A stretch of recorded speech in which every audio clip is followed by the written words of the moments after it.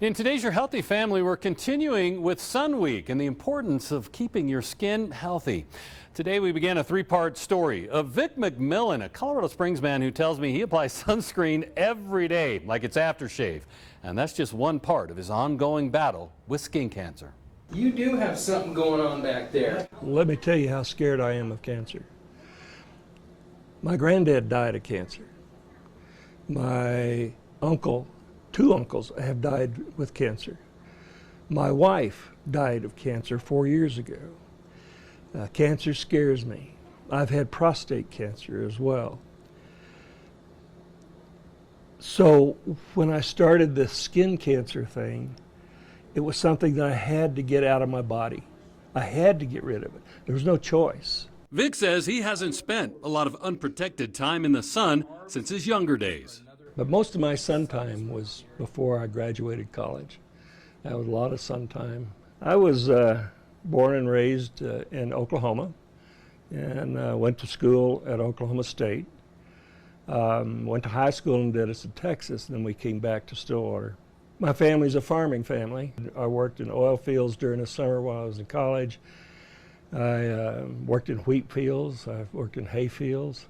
But as you can tell, I'm fair-skinned.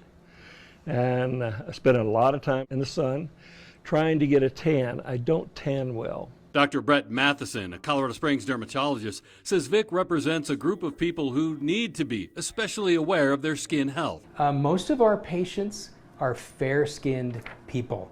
Most patients have blue eyes, they have very light skin color, they don't tan well, they burn easily.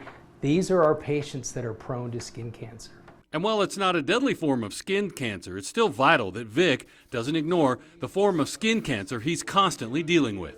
Basal cell carcinoma doesn't typically spread through the body. It's not a life-threatening cancer, but it can be a very destructive cancer. So it's important to cure that cancer, to get clear margins so that that further destruction deeper under the skin doesn't occur. Dr. Matheson has been caring for Vic since the 1990s, and the two have become good friends. Vic McMillan is one of my frequent flyers, as I call them.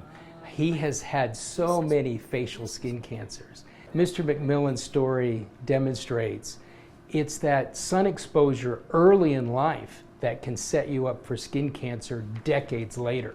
So you don't see it in your, in childhood or even teenage years or young adulthood, but decades later. Dr. Matheson credits Vic's behavior as a patient for his success on his ongoing skin cancer journey. He is right on top of it. He comes in regularly, and we catch those cancers early and take care of them.